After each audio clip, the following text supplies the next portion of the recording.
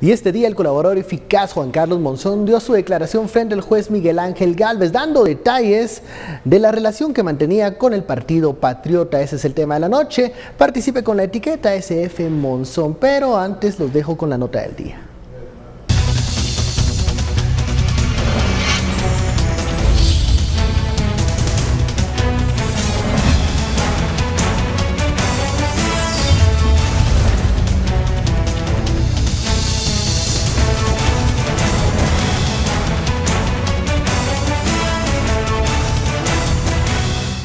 Los abogados defensores en el caso TCQ pidieron estar fuera de la audiencia, argumentando que el testimonio será en relación al caso cooptación del Estado. Sin embargo, el juez les aclaró que los casos TCQ y cooptación es un único proceso y que por eso fueron citados todos los indicados. El señor Otto ha hablado un montón de cosas y por qué no está aquí y le hace las preguntas que le tiene que hacer. ¿Cuánto problema se ha ocasionado con la declaración de Juan Carlos Monzón desde el principio? La señora Baldetti, lo mismo que hablan y ¿por qué no están aquí? Se sienta Juan Carlos Monzón y ejerce sus derechos que corresponden. 41 sindicados pidieron no estar presentes, entre ellos Roxana Baldetti y Otto Pérez. En el caso de Roxana Baldetti, el juez dijo que había sido citada, pero presentó un memorial por quebrantos de salud. El defensor de Otto Pérez, muy molesto, le respondió al juez Gálvez que los abogados tienen la libertad de interponer cualquier estrategia de defensa. No es el señor juez el que tiene que estar diciendo por qué no viene y dice, no, esa es cosa nuestra. Y usted debe de respetar lo que los abogados defensores determinamos con nuestros clientes, que por qué no vino, que por qué no hace, que tanto que... Si aquí el que dirige la defensa soy yo. Y yo soy el que decido los momentos procesales en que mi cliente debe de participar o no debe de participar. Por su parte, Juan Carlos Monzón dijo que estén los que quieran. A mí me hubieran gustado muchas cosas, ¿verdad? Pero es decisión de ellos si quieren estar o no estar, ¿verdad? Bienvenidos a Sin Filtro, noche de lunes. Comenzamos esta semana luego de el descanso de Semana Santa con muchas noticias, muchos temas. El primero de ellos es esta declaración que dio el colaborador eficaz Juan Carlos Monzón frente al juez Miguel Ángel Gálvez. Los grandes ausentes de esa cita fueron, el exbinomio presidencial, Otto Pérez Molina y Roxana Baldetti. De eso hablaremos esta noche. Pueden enviar sus comentarios con la etiqueta SF Monzón. Damos la bienvenida a nuestros analistas. Muy buenas noches, Estuardo. Buenas noches. Y Daniel, buenas noches. Buenas noches, ¿qué tal? Comencemos con estas declaraciones, los detalles que da Juan Carlos Monzón. Él habla de cómo una fase previa, digamos, de la campaña, cómo se va ganando la confianza del círculo del PP, le otorgan luego nuevas atribuciones y llega a ser, digamos, una parte importante ya en la gestión del PP. ¿Qué llama la atención de las palabras que hoy da Juan Carlos Monzón, Daniel? Bueno, yo creo que es una descripción interesante, como toda la narrativa que nos presenta Monzón, que tiene que ser analizada y mirada desde varias dimensiones. Obviamente una es la dimensión jurídica, puramente del caso penal.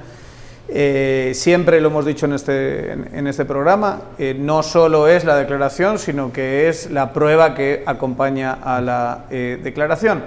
Entonces se pueden ir abriendo casos siempre y cuando se encuentren pruebas documentales que de alguna manera prueben un ilícito en hacia dónde señala Monzón. Y luego está la lectura, que yo creo que también hemos hecho aquí en este programa muchas veces, que es la lectura política, que es la descripción que hace de cómo funcionaba el sistema. Y esa lectura, esa historia, al margen de los nombres, y ahora podemos hablar de los nombres y las empresas que se mencionan claramente en esa declaración, pero la descripción que hacen a mí me parece que es coherente, vamos a decirlo así, con cómo han funcionado las cosas en Guatemala de forma tradicional. ¿Cómo funcionaba? ¿Cómo se financiaba partidos políticos? ¿Y cómo se, digamos así, se podía cobrar cierta importancia dentro de los círculos políticos, siendo una figura, digamos, fundamental para acceder al binomio presidencial? Y cómo una parte importantísima de los recursos que manejaba un proyecto político como el del PP se manejan en el anonimato y se manejan con dame un aporte por aquí, transfiéreme esto a una empresa o en esta empresa por allá, y cómo ahí aparecen muchos nombres, especialmente de sector privado, que colaboraban en esa forma de hacer las cosas, y yo creo que esa reflexión se tiene que hacer, y se tiene que hacer de una forma profunda y dura, de cómo es que participaban, digamos, de un proyecto político como el del PP, en ese que ha venido a llamar el comisionado el gran pecado original de la política guatemalteca, que es el financiamiento. O sea, ahí es donde parte todo. Los proyectos políticos son fundamentalmente partidarios electorales, no son proyectos políticos programáticos, no son partidos institucionalizados de largo plazo. Que eso tampoco te evita la corrupción. Obviamente hay países con partidos muy sólidos y muy institucionalizados que también tienen muchísima corrupción en el financiamiento electoral, pero el núcleo central de todos esos intereses que confluyen en un proyecto político como el del PP acaba siendo, según esta versión del comisionado, que también es cuestionable de una perspectiva teórica y empírica, en el pecado original que se va extendiendo a todo el sistema político. Y yo creo que, igual que leerse la declaración de Monzón, que está por escrito, escuchar a Monzón hablar, y es una disertación muy interesante, hablar cómo él servía como un intermediario de todos estos capitales que de alguna manera se ocultaban por aquí y por allá. Yo creo que es como para reflexionar de cómo se hacían las cosas y cómo tenemos que mirar hacia futuro, hacia una nueva forma de financiar partidos políticos en este caso. Estuardo, luego de escuchar la declaración de Juan Carlos Monzón, ya teníamos, parte adelantada de eso en el testimonio, pero esa pintura que, como menciona Daniel, nos demuestra la dinámica que existía. Yo creo que no solo en el Partido Patriota, sino en muchos de los partidos que hoy integran el sistema de partidos políticos de Guatemala, y cómo se podía ascender en esa jerarquía, en esas esferas de poder. De hecho, yo por varios meses leí, hice una lectura interpretativa, si quiere llamarlo usted, de las declaraciones de Monzón. Lo que contó en Monzón ya lo había dicho. Le puse por un sobrenombre, cuentos de cuna de maletincitos, porque en todo el relato de Monzón, que son unas casi 200 páginas, él va contando cómo los maletines eran realmente los que se intercambiaban, y algunos había que regresarlos. Por ejemplo, los maletines que le da en cierto momento el ministro de Gobernación, que ahora está también guardando prisión preventiva. Dos, no solo esto, sino que ¿cuál es la diferencia de lo que Monzón ya dijo? Está escrito, está publicado, el documento está ahí, si alguien lo quiere, yo lo tengo en mis redes, lo puedo volver a publicar. Y lo que hizo hoy, en la primera declaración, la que tenemos impresa, es una declaración que solo da frente al Ministerio Público. Ahí no hay juez competente. Esta declaración de hoy, esta sí es frente a juez competente. Anticipo de prueba. Y esta ya es prueba, de hecho se llama prueba anticipada. Lo tercero es que de la fecha cuando él da la declaración escrita, digamos en este caso, a el momento, a hoy, y va a seguir esto, hay toda una investigación por parte de MPICC por la cual él está hablando. Se nota más en el documento escrito donde él dice, pero ustedes pueden recurrir a tal archivo de tal computadora en tal hoja Excel. Mire, y ahí ustedes van a encontrar que tal clave y esa clave significa tanto. Entonces, al mismo tiempo que él va relatando en la primera declaración, me refiero a la escrita, la segunda declaración, esta ya recurre. De hecho, el juez Gálvez no había recurrido a la declaración escrita. Digamos que, por decirlo de una manera sencilla, el juez Gálvez está escuchando la primera declaración en cuanto juez, porque para el juez todavía la otra declaración, la primera que hizo ante el Ministerio Público, pues tendrá alguna validez ahora o es refrendada con lo que dijo hoy, pero no entra en un proceso en el cual se hizo frente a un juez, sino fue frente a un fiscal. Al final del documento es sellado, firmado por el fiscal que escucha, y lo firma también Juan Carlos Monzón.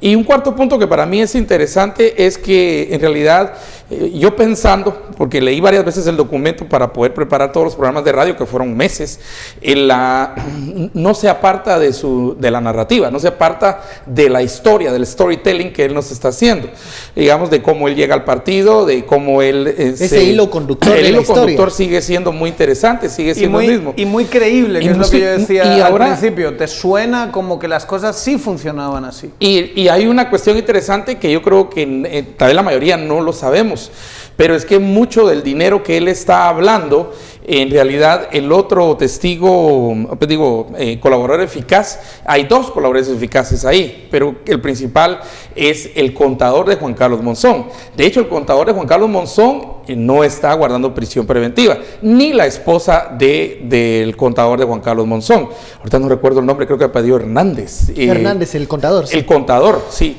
Porque es una cantidad de nombres y hay que estar haciendo siempre todos los esquemas y casi genealogías una genealogía de la corrupción y de la influencia y de compra, ¿verdad? Pero salen nombres de personas, de empresas. Y dos datos curiosos que dijo hoy, que ya los había dicho en el primer relato, fue, por ejemplo, la ayuda que tenía de Gloria Torres, ¿verdad? Hermana, entonces, o por lo menos ahí se ve mucho ya el lío interno que tenía la UNE y cómo termina la hermana de Sandra Torres ayudando al PP, porque ella es la que tiene datos, por ejemplo, de cómo no llevar en la segunda vuelta a la gente a votar, ¿verdad? Por la gente de la Bolsa Solidaria. Tienen todos los datos y todo eso.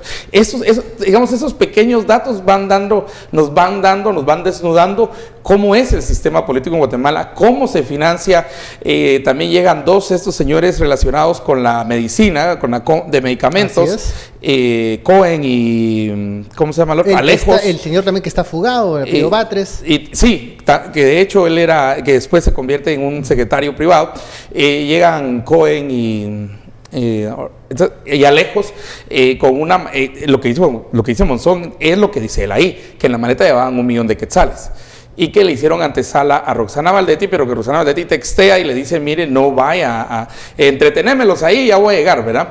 Y cuando ella ya no puede llegar, le dice, mira, decirle que te dejen en la maleta. Pero la maleta básicamente regresa, dice, no, yo lo quiero dar personalmente, este es dinero, así es, y en efectivo. Un dato curioso es dónde guardaba el dinero Roxana Valdetti. La casa de campaña estaba en la zona 10.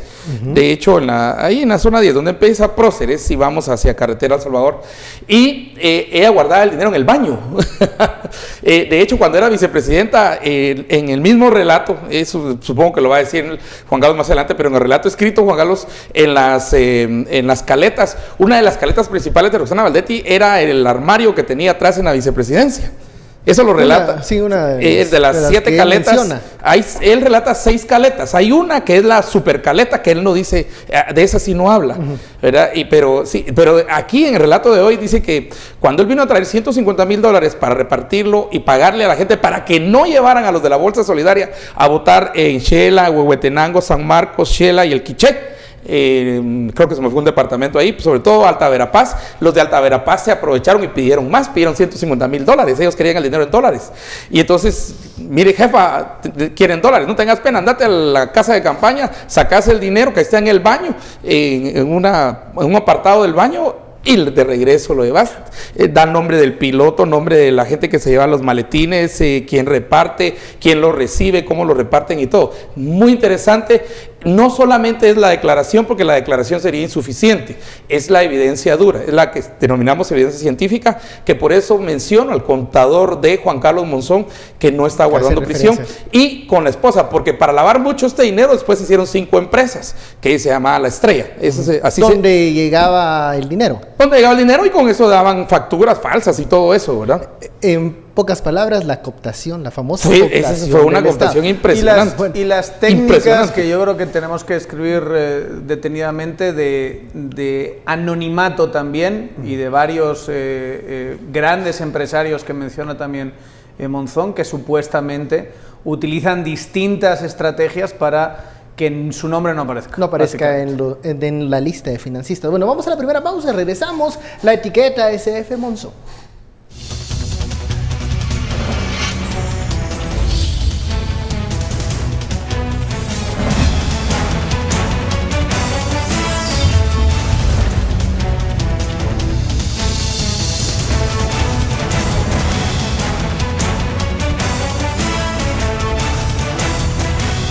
En el año 2012 nosotros tuvimos aquí la oportunidad de tener a un rey David que pecó, pero lo tuvimos, tenía el apoyo de la población y era muy querido. Sin embargo, pecó igual que el rey David. Y además tuvimos a la reina Jezabel. Y ese espíritu de Jezabel ha reinado durante generaciones y tras generaciones. Y ese espíritu estuvo presente durante el gobierno del Partido Patriota. Nuevamente, delante de usted quisiera pedirle perdón a Dios, a mi familia, a Guatemala y a toda la sociedad. Yo supe de mi orden de captura 24 horas antes de que se emitiera aquí en Guatemala, y no porque aquí fuera de día y allá de noche, no fue así. Simple y sencillamente se tenía la información, ella recibió la información previo a la que se emitiera la orden de captura, y en determinado momento se dijo de que ya no había orden de captura para mí y los ánimos en Corea se calmaron. Cuando salimos de aquí de Guatemala con esa cantidad de dinero, nos fuimos a una empresa que se llama Piper, ahí por el Club de Oficiales en la zona 13. Y ahí me encontré a la señora Gloria Torres, y me dice: mira, estoy ayudando a Roxana también en el tema de los beneficiarios de la Bolsa Solidaria, yo me estoy encargando de unos departamentos y sé que vos también te estás encargando de otros. En el Ministerio de Relaciones Exteriores habían 3 millones de quetzales para la toma de posesión y mi presupuesto era como de 14 millones de quetzales. Usamos algunos financistas que nos apoyaron y que posteriormente se les iba a devolver ese dinero.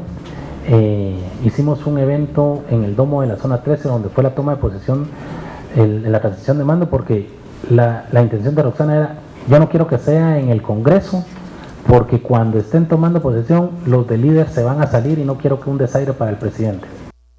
Esto es parte de las declaraciones que dio Juan Carlos Monzón frente al juez Gálvez. Usted escuchaba detalles de incluso cómo era la interacción entre Monzón y la ex vicepresidenta Roxana Baldetti. Antes del corte hablábamos de modelos, hablábamos de dinámicas, de relaciones, de cómo se podía ascender dentro de un círculo político, cómo se creaba un partido político, no para presentar programas de gobierno, sino para construir estructuras que terminaban saqueando el erario público. Este modelo, por un lado, integrado por personas que luego buscaban el poder, también era financiado por otras personas en el anonimato. Ese modelo sigue existiendo, sacudido si bien desde 2015, pero cambiará en algo. Hablemos de ese modelo. No sabemos qué impacto va a tener todo esto para 2019. Que es donde se produce, digamos, la dinámica que está explicando él, está explicando una dinámica de 2011. Como los partidos no son partidos institucionalizados, el dinero se tiende a dar cerca de la campaña. Y ahí es donde uno ve, y Monzón menciona muchísimos nombres, menciona nombres de empresarios muy importantes como el Baby Mata, o menciona a Juan Luis Bosch y a Pollo Campero.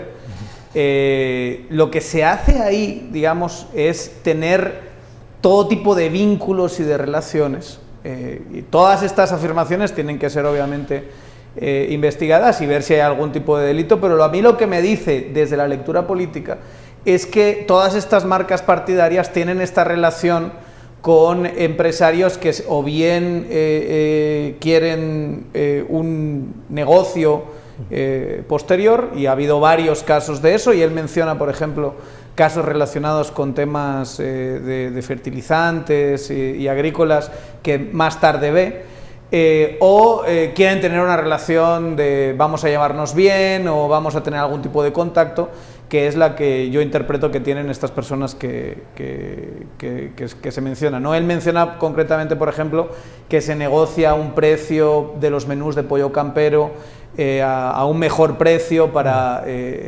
un descuento, digamos. Para un evento que tiene de mucha gente, y ya digo, hay que indagar qué tipo de descuento es, pero lo que a mí me dice eso, y habla de una persona en particular que está relacionada con este gran empresario llamado Juan Luis Bosch, es ¿qué clase de vínculos, ya sean fuertes o débiles, existen entre marcas partidarias que son al final cascarones? Acordémonos que cuando el PP lo cancelan, nadie siquiera nadie pelea por él, nadie va a reclamar los restos. Ni el cadáver lo reclaman, o sea, ni siquiera para enterrarlo. Nadie dice, mira, esta fue una marca partidaria importante, con un proyecto detrás y gente. Eso no es nada. Esa clase de cascarones acaban teniendo relación con muchísima gente.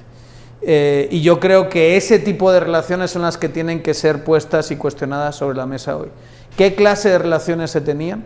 Y se pueden establecer una política donde, dando el dinero que quieras dar a la marca partidaria que quieras dar, se pueda tener transparencia y se pueda tener, digamos, un buen desempeño político. Lo que hemos hablado aquí desde hace mucho tiempo, o sea, la forma o el financiamiento a un partido político debería ser transparente. Lo usual era muchas veces que no se daba el nombre, no se decía quién era el financista. Yo me recuerdo que cuando se le preguntaba a los candidatos presidenciales sobre sus financistas, siempre sacaban aquel argumento, es que la violencia y la inseguridad, y no quieren ellos dar a conocer sus nombres.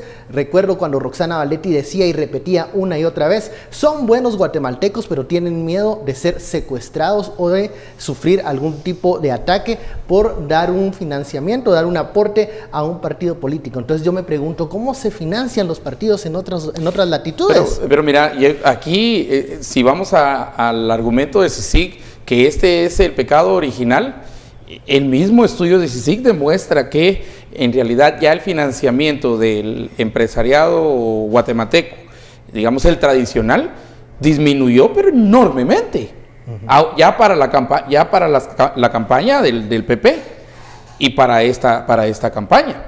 De hecho, la conclusión de la CICIG es que disminuyó de manera tal que la mitad, por lo menos la mitad del financiamiento viene de fuentes oscuras, y así le llama, fuentes oscuras. Quiere decir que aquí, como es una empresa y se le puede señalar y hay una persona, sí se le puede caer. Pero Monzón no está hablando de, digamos, aquí, de plano, han de haber sido otros los financistas políticos desde esa perspectiva, pero no está diciendo, por ejemplo, qué narcos dieron dinero, no está diciendo qué coyotes dieron dinero. No está diciendo tampoco qué secuestradores y qué bandas criminales dieron dinero.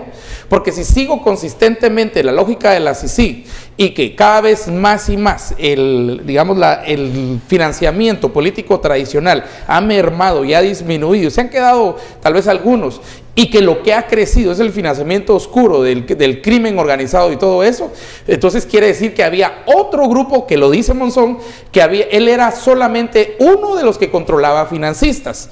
Por ejemplo, él mismo, y ustedes lo escucharon, señala que, por ejemplo, la señora Torres controlaba otro grupo de financistas que él no sabe quiénes eran. Interesante que la información, él no tiene toda la información. Había muchos financistas y ahora, digamos, hay una orden de extradición para precisamente Roxana Baldetti. ¿Y qué tiene que ver de qué depende de la información que se tiene del financiamiento que se recibió de gente involucrada en narcotráfico durante la campaña? En el financiamiento del lado del crimen organizado, ¿qué busca el crimen organizado? Muchas veces protección o que lo dejen trabajar, digamos. Ellos buscan, los que dieron el financiamiento, y ahí está en la deposition de Estados Unidos, es que ella recibió dinero, o sea, se le dio cierto dinero para la campaña, que eso no lo controlaba Monzón y era en cualquier caso Monzón no habla de eso, Sí, Monzón no porque habla no lo de dinero de controlaba. narcotráfico. Él no lo controlaba, pero me refiero a que el estudio de la CICIG lo que demuestra es que este financiamiento que estás diciendo de las empresas y todo, que son fáciles de ver y todo eso, ha disminuido o disminuyó en las campañas, y entonces la misma CICIG llega a la conclusión que por lo menos la mitad del dinero que recibieron los partidos políticos ya para la campaña 2011 provenía de algún financiamiento oscuro, narcotráfico, lo que sea, ¿verdad? Sinceramente, creo que esa parte del informe de la CICIG es también perfectamente cuestionable. Se basa en la opinión de una serie de expertos, muy respetables esos expertos, eso sí, pero no sé hasta qué punto está basado en data dura de qué porcentaje es el capital tradicional, que son los nombres que hemos mencionado antes, o qué porcentaje es de contratistas del Estado o qué porcentaje Correcto. es de directamente narcotráfico, crimen organizado, qué porcentaje, diría yo, también es de dinero directamente del Estado. Por ejemplo, no se tiene en cuenta toda la gente que trabajando en el Estado hace campaña para un partido político, ya sea en horas de trabajo o ya sea como compromiso para mantener ese trabajo. Eso también es financiamiento y no se tiene prácticamente por eso, en cuenta. Pero mi punto es, Monzón no está hablando no desviamos el tema porque Monzón no está hablando de narcotráfico. No, Monzón está hablando además de grandes empresarios. Sí, porque pero él esto dice más que grande él que esto no se pone, entre ¿verdad? 6 y 9 millones, eso lo dice él, que su responsabilidad iba entre, él no tiene el número exacto, dice entre 6 y 9 millones. Aquí viene aquella pregunta, porque yo creo que dentro del contexto de lo que lo dijo Monzón es de dónde va a sacar la otra, o tiene miles y cientos de miles de dólares detrás del baño. Porque ahí es lo que dice que está ahí en el baño. ¿De dónde saldría ese dinero? Pues es la pregunta normal, es la pregunta lógica que yo haría de decir, y ese dinero de $150,000 que le fueron a dar a los líderes de la Bolsa Solidaria de Alta Verapaz, ¿de dónde habrá salido? Porque Monzón sí no da ni en el documento ni hoy el origen de ese dinero. Y no es ese el mal de mal es el origen del dinero de financiamiento, pero a lo que se refería o lo que manejaba Juan Carlos Monzón era estas empresas en donde él se volvió el puente entre el Partido Patriota y el financiamiento. Parece que él manejaba a los financistas que llegaban a través de Roxana Valdetti.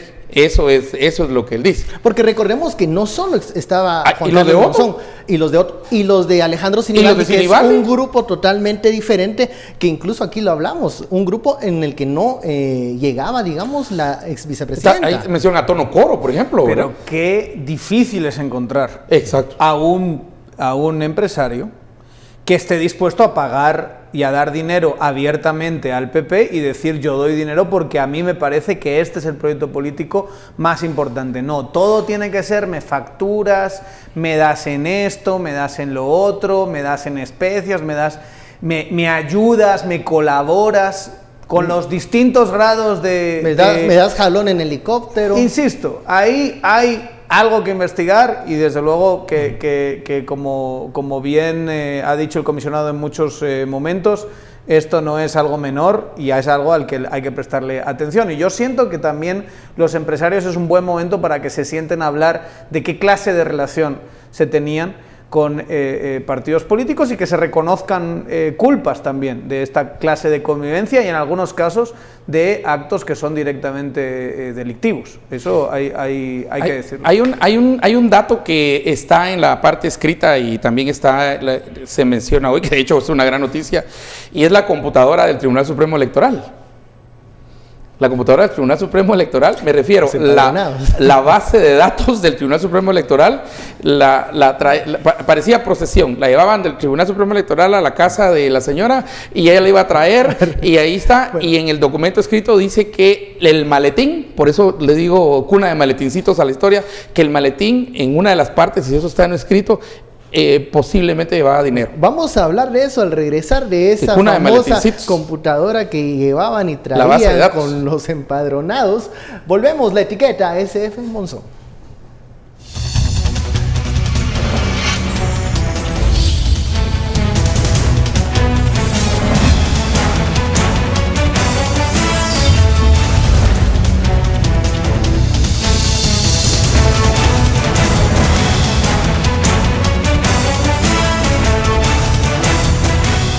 Regresamos a Sin Filtro, la etiqueta SF Monzón, pero antes de continuar con el análisis, hacemos un enlace con nuestro director Haroldo Sánchez para conocer los temas relevantes de Sin Reservas. Buenas noches, Benkei Chin. Hoy en Palabras Sin Reservas, cuando la realidad supera a la ficción y una serie brasileña nos muestra que la corrupción está presente en la mayoría de países de América Latina. Además, por primera vez en Guatemala se conmemora el Día Nacional del Autismo y al cierre vamos a conocer las tradiciones, el folclore y la gastronomía de nuestro país a través del primer restaurante show de Guatemala. Así que quédese en sintonía de Guatevisión. Regresamos a Sin Filtro, ya sabes, esos son los temas relevantes de Sin Reservas. Bueno, continuamos con estas declaraciones de Juan Carlos Monzón. Como lo mencionábamos, está pintando digamos, cómo era el ecosistema político antes de 2015. Ahora, la prueba será 2019, pero el hecho de que se hable o se anticipe que, por ejemplo, el financiamiento de parte del sector tradicional organizado no va a ser alto, eso tampoco soluciona el problema. No. Hay que buscar formas de financiar partidos políticos de manera transparente. El debate es amplio, cómo se puede hacer, cuál es la solución, cuál es la fórmula, pero hay que buscar una manera de entregar el dinero sin cortapisas, sin dobles intenciones, sin ese anonimato que puede no significar algo malo, pero deja muchas dudas. ¿Qué vamos a hacer para 2019? Bueno, el escenario que se nos presenta es el de, las reformas que ya se hicieron, que tienen que ver con publicidad. Y es básicamente la cesión en espacios públicos, vamos a decirlo así, en radio, en televisión, que se tengan señales abiertas y concedidas por el Estado, que se asigne de forma ecuánime a los partidos inscritos un espacio publicitario, intentando de alguna manera quitarle ese pedazo de negocio a los medios de comunicación para que eso en sí mismo suponga un financiamiento público, vamos a decirlo así. El problema que tenemos con eso es que da la sensación de que el Tribunal Supremo Electoral va un poquito lento a la hora de hacer los manuales y la regulación de entrarle al tema, de cómo se va a llevar a cabo eso, porque te hace falta un manual operativo, y yo sí tengo un poquito de miedo de que no se llegue en buenas condiciones a una buena regulación de esa clase de espacios. Y va a ser muy, digamos, tenemos el financiamiento que viene de los votos de la anterior campaña, pero eso es relativamente marginal. Yo no veo, más allá de esos cambios que necesitan un trabajo de parte del TSE, yo lo que veo es que va a tener que existir, si queremos que sea transparente, va a tener que existir un compromiso de parte de ciudadanos, ya sean empresarios grandes, pequeños, medianos, o ciudadanos, o crowdfunding, como se suele decir, eso de poner una especie de cooperacha donde metemos varios ciudadanos un poquito de dinero para generar... No uses esa palabra, por favor. O sea, tiene connotaciones complicadas, no quería decir... Es otro caso. Es que para no utilizar anglicismos, no sé cómo podríamos decirlo, ¿no? Una hucha donde meter dinero de varias personas, pequeñas cantidades, pero si consigo muchos de esos pequeños financistas puedo tener un monto considerable. A mí me da la sensación de que eso también va a tener ciertos límites y vamos a depender mucho de empresarios que estén dispuestos a dar la cara en el nombre y decir: yo sí apuesto por esta marca partidaria porque me parece que es la más adecuada. De ahí lo que necesitaríamos es un TSE fuerte que esté encima de los partidos y que vea todas estas formas de desviar fondos que son tan difíciles de registrar, y que necesitas a alguien como Monzón para que te señale en las direcciones en las que se producen, pero me da la sensación de que no vamos a tener ese TSE, porque el TSE sigue debilitado, sigue sin ser la institución que queremos que sea, y creo que al tiempo que vamos a ver ciertos empresarios saliendo, vamos a tener a otros tantísimos tímidos, y yo estoy convencido que también vas a tener las malas prácticas de siempre. Ahora, cuando daba las declaraciones Monzón, él incluso decía, yo hacía estos movimientos de dinero porque en el TSE ya habíamos llegado al límite, al techo de campaña. O sea, ya hace rato que habían llegado. O sea, te sí, decía que los números de campaña eran altísimos y se pasaban por mucho ese techo que permitía el Tribunal Supremo Electoral. Ese 54 millones, ¿verdad? Sí, como 49, 50 sí, por ahí subió un poquito a 54 millones, pero imagínate si ya se habían pasado de 54 millones. Y él dice que él tenía control entre 6, que él había administrado entre 6 y 9. Monzón es importante no tanto por la cantidad de dinero, por lo menos en campaña, que lleva, sino por los datos que tiene después. Porque cuando ya en gobierno están, imagínense, entonces ahí empiezan los grandes números, 540 millones en fertilizantes. Que de hecho, otra vez, el mismo Estado usa su poder para decirle a mira, dale con los fertilizantes, pero no te vas a ir con ¿quién? Dalton o algo así es lo que Roxana le da, sí, la única. Veta a unos sí, y le da la luz verde a otros. ¿Verdad? Pero ni un saco con tal persona. Y eso está en la declaración, también está en la declaración escrita.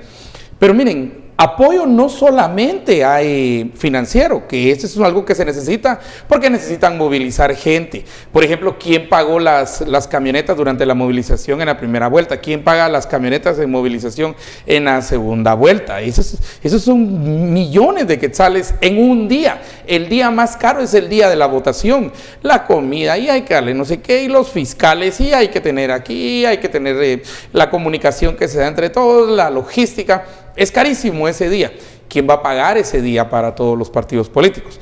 Y luego, digo, hay otras formas de colaborar sin que sea abiertamente con dinero, pero que todavía son más, que tienen un impacto todavía más grande. Y aquí regreso al maletincito con la computadora, con todos los datos del Tribunal Supremo Electoral, que según Juan Carlos Monzón le llegaba a los de Monzón, pero ahí hay que decir otra cosa. Que eso se tiene que comprobar. Sí. Monzón no abre esa computadora y no ve que ahí estén todos los datos. Solo dice, a mí me entregaba un paquete, la que era presidenta del Tribunal Supremo Electoral lo tenía que llevar a otro lado. ¿Qué estaba en ese paquete? ¿Qué quería gente del PP? Asumiendo que la declaración de Monzón es correcta. ¿Qué quería la gente del PP de la presidenta del Tribunal Supremo Electoral?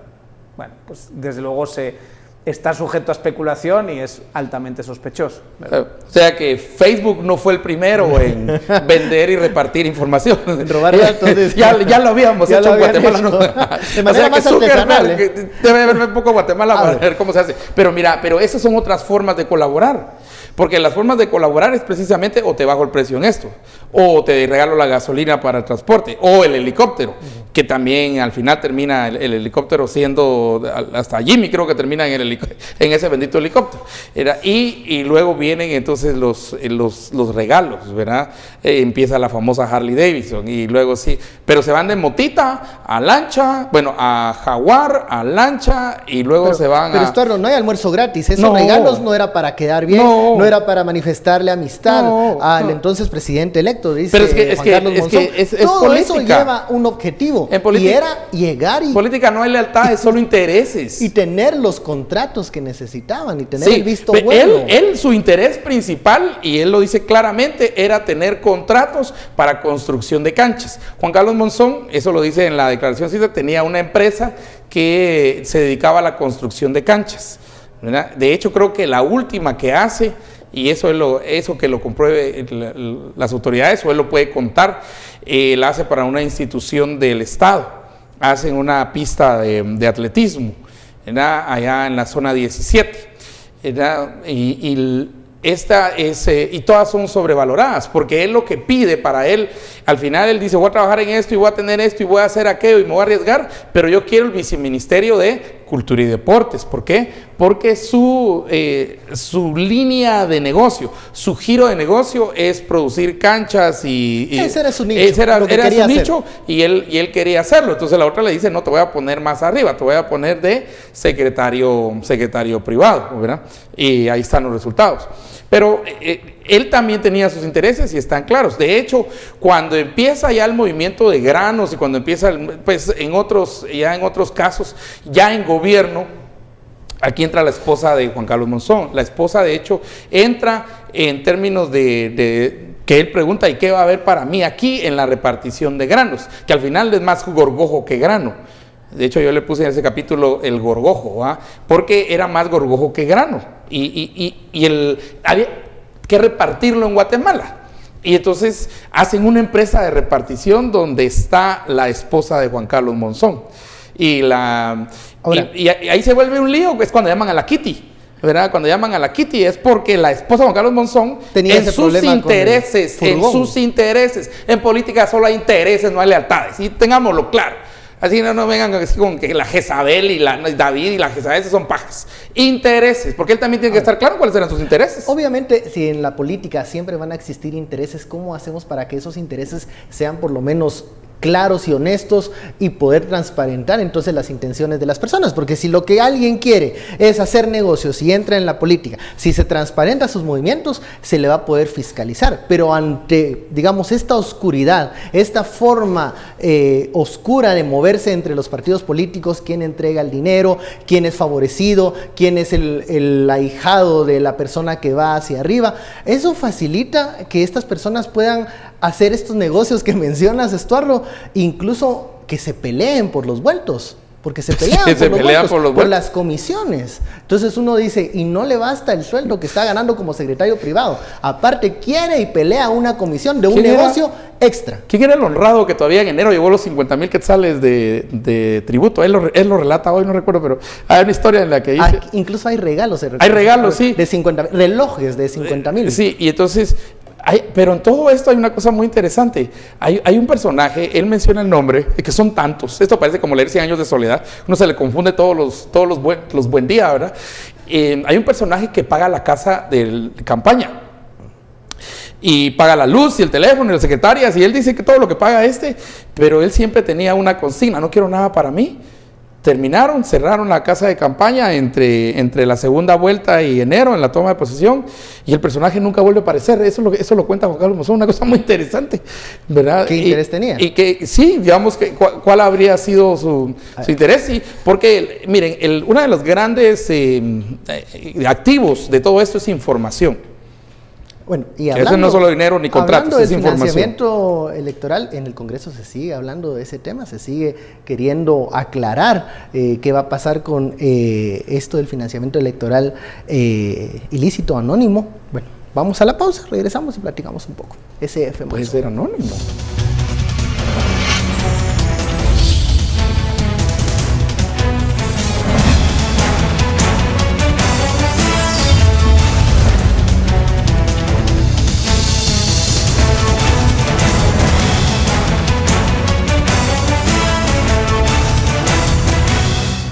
Continuamos en Sin Filtro, la etiqueta ASF Monzón. Vamos a las conclusiones. Les decía antes de finalizar el bloque anterior, en el Congreso se continúa con este debate para aclarar el tema del financiamiento electoral ilícito. Este día pues presentado un cuadro comparativo para ver cómo unifican o cómo llegan a un consenso para esta reforma del Código Penal. Concluyendo, hay una discusión en estos momentos en el Congreso de la República que nos refiere y nos lleva a todo lo que está mencionando con detalles Juan Carlos Monzón. ¿Qué tan importante es lo que se está hablando en el Congreso de la República hacia 2019? Yo creo que es muy importante que esta clase de comportamientos no queden como delitos administrativos, sinceramente.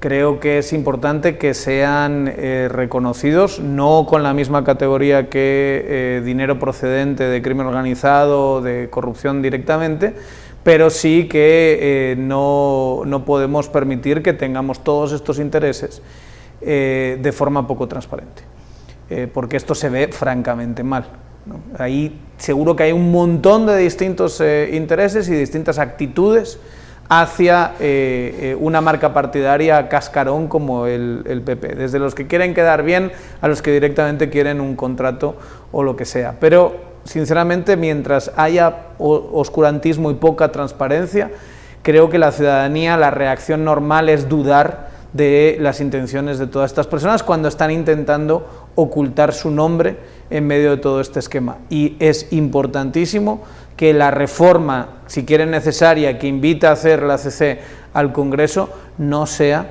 una reforma para la impunidad, sea una reforma para darle su justa dimensión, pero una dimensión de lo que es un delito y es un delito grave. Estor.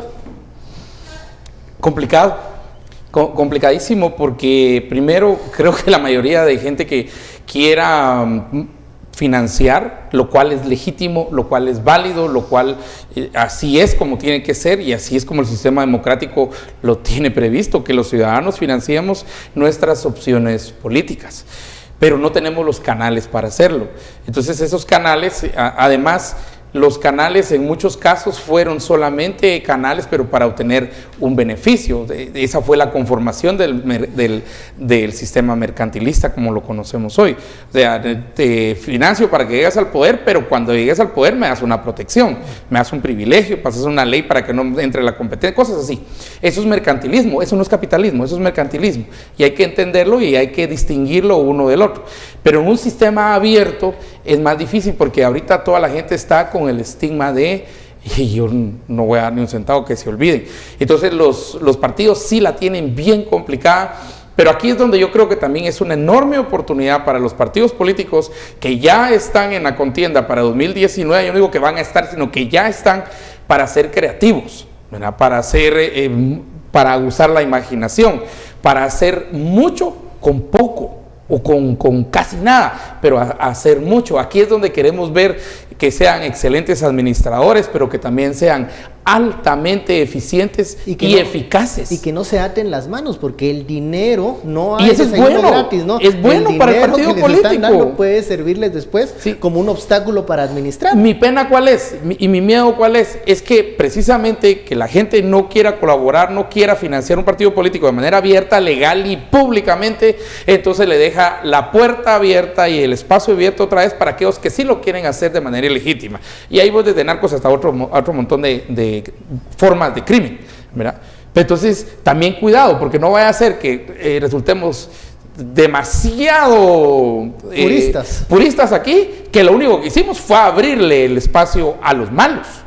Ni uno ni otro, ¿no? Entonces, ¿cómo podemos hacer? El reto del Congreso es, ¿cómo podemos cambiar la norma para que los guatemaltecos, ¿verdad? Nosotros que creemos que es posible y que queremos, y que no estamos buscando un contrato, que no estamos buscando nada de eso, sino que simplemente creemos en alguna opción política y por creerla es que la financiamos.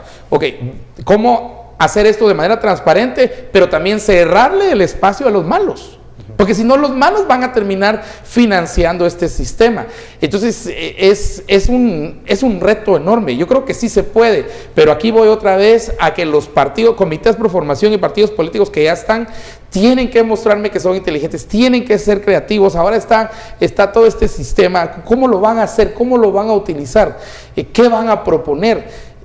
Y aquí sí creo yo obligado a regresar a lo que no han tenido la mayoría de cascarones o marcas, a las marcas políticas que solo sirven para llegar al poder y ahí se terminan, para hacer marcas que sean permanentes, que instituciones, marcas que se conviertan en instituciones y que permanezcan con fuerza y crezcan en el tiempo y en el espacio, más allá del dinero que se les pueda dar. Bueno, vamos rápidamente al segundo tema de la noche, creo que no nos va a dar tiempo para todos, pero bueno, importante, el ejército sale de las calles, ya es un hecho, esta orden se ha dado, la noticia ha sido recibida por algunos de buena manera, otros dudan de esta estrategia y la pregunta es, el guatemalteco de a pie, el guatemalteco común quiere seguridad, quiere una percepción de seguridad. El ejército se la otorgaba, ahora no está el ejército. ¿Cuál es el paso siguiente? Se la otorgaba parcialmente y los resultados, ya viendo las cifras, pues han sido pues no determinantes, digamos. La parte del ejército y dónde estaba patrullando no ha sido determinante en comparación con otros lugares donde no estaba patrullando el ejército. Eso es lo que dicen las cifras puras y duras. En percepción está claro que hay una percepción mucho más positiva del ejército que a la policía, pero en vez de ser un riesgo, digamos, tiene que ser tomado como una oportunidad para la PNC para legitimarse frente a la población, para fortalecerse, para dar la talla y para ocupar los espacios que le corresponde a la PNC ocupar en el mundo de la seguridad. La percepción de la Policía Nacional Civil ha sido, en algunos momentos ha estado en números bajos, en otros ya ha existido, se está formando un vínculo entre población con sus policías, pero sin embargo es un tema que se tiene que seguir fortaleciendo. Como lo menciona Daniel, en este momento puede ser esa una oportunidad, sin embargo, muchos aún ven debilidades en la PNC como para hacerse cargo del tema de seguridad. Mira, cosas tan sencillas, pero tan sencillas, que varios estuvimos en redes sociales protestando y diciendo que no era lo correcto, sobre todo para la gente, para el PNC, Parece que tal vez algunos íbamos a la playa, otros íbamos en la procesión, otros estábamos viajando, paseando, lo que sea, y mirábamos a los PNCs. Generalmente en esos procesos les dan comida. Nosotros mismos tuvimos reportajes del tipo de comida y el soporte que se tiene. Quien da la misión da los medios, ese es el principio fundamental. Les dio la misión de seguridad para Semana Santa, este plan de seguridad en el verano, entonces también los medios, pero hubo casos en los que era un tamalito y un botecito de frijol y una bolsa de agua y 2 dulces, ¿verdad? O sea, casos bien complicados. Entonces, creo que sí. En esos momentos me están informando, y mire, aquí en tiempo real, son las 10:55, dice: necesitamos y nos surge seguridad en Varías, Huehuetenango. Dice en Guatemala sacan en las calles, pero aquí necesitamos autoridad, gobernación, necesitamos policía, necesitamos también ejército, por favor, ya que se han formado patrullas, o sea, patrullas de los pobladores. Y yo creo que, yo no estoy en contra de que las patrullas de los pobladores se formen, pero cuando estas patrullas se van de las manos de las autoridades, terminamos en casos como San Juan Zacatepeques, pues. Terminamos en casos ausencia de la autoridad, seguridad oficial. Sí, entonces aquí es donde esa relación tiene que estar fuerte. Yo presento el caso a las autoridades y al Ministerio de Gobernación de, por lo menos en Varías, Huehuetenango en este momento, pero si vas, pasas las Huistas, pasas todo esto, en Huehuetenango están pues en una situación bastante difícil, y ahí hay todavía una confrontación étnica que yo creo que sí habrá que, pues hay un viceministerio de resolución de conflictos o una oficina de resolución de conflictos que tiene que entrarle a casos de Huehuetenango, ¿verdad? Por ejemplo, digamos, ¿qué pasa con empresas que están ahí? Entonces, cuando uno va viendo los niveles de conflictividad, de hecho hay un medidor de conflictividad semanal, uno va viendo que es Huehuetenango, a más lejos como que menos presencia del Estado y entonces más posibilidades de un conflicto, pero San Juan Zacatepeques no está lejos, pues, está bastante cerca, incluso. Y yo creo que ahorita tienen problemas en San Juan Zacatepeques a esta hora. Entonces, no estoy estableciendo una correlación, la cual sería falsa. No es que se fue el ejército, entonces hay conflicto. No. Con o sin ejército hay conflicto. Entonces aquí es donde la estrategia del Ministerio de Gobernación sí tiene que entrar precisamente para la resolución, porque esa resolución es del Ministerio de Gobernación, más que del ejército. Sin ir tan lejos, recordemos Misco, en donde incluso el alcalde de ese municipio ha solicitado que permanezcan los efectivos militares, pero cuesta dar ese paso siguiente al decir, bueno, la PNC va a tener que asumir con toda la responsabilidad, con toda la profesionalización del caso, la seguridad de los vecinos. Sí, y ahí es donde yo digo que es un reto para la PNC. También hay que tener en cuenta una cosa: esto es una especie de medida forzada desde fuera. Hay que insistir que esto es una presión, especialmente de Estados Unidos, una presión del Plan Alianza para la Prosperidad, donde está como uno de los puntos de el ejército tiene que salir de las calles y tiene que dejar a la PNC dedicarse en exclusividad a la seguridad civil. Yo creo que esto obviamente te habla de la debilidad de la política pública de parte del Estado guatemalteco. No es una decisión que orgánicamente se tomó por parte de los decisores, valga la redundancia, dentro del Estado guatemalteco. Y cuando te imponen algo, normalmente no lo haces tan bien como cuando a ti se te ocurre. Pero creo que aquí es donde tenemos que confiar, o donde tiene una gran oportunidad, insisto, la PNC como una entidad autónoma. Y decir, bueno, yo que represento y soy la PNC, tengo que aprovechar esto para ganar espacios y para fortalecerme. Si no lo hace la PNC orgánicamente, va a ser muy difícil que los demás que han tenido esto como una decisión impuesta se sumen a ese barco. Y más allá de las buenas intenciones, también debe haber un financiamiento fuerte, fortalecimiento a la institución, porque tienen que hacer las cosas. Mira, hay que aprender a dar resultados primero y pedir dinero después, siento yo. Pero fíjate que, por ejemplo, y eso todos los policías, y yo sé que muchos policías nos están viendo, y ustedes lo saben, agentes, a ustedes de la noche a la mañana los obligaron a comprar ropa para este plan de verano. Esa gorrita de 15 quetzales que al final terminaron pagando 70 y 80 quetzales, esa gorrita negra donde decía policía, esa de beisbolista, y eso fue de la noche a la mañana. Y yo creo que aquí retomo lo que has dicho, Daniel, es planes, no es de una orden a las 5 de la tarde, que todos tienen que tener la gorra a las 6 de la mañana del siguiente día. No se hace así, señores del Ministerio de Gobernación. No es así. Y cualquiera que platicabas en Antigua o en Tikal o en Atitlán o aquí, decía, es que esta gorra nos obligaron, cosas que nos obligaron a comprar de la noche a la mañana.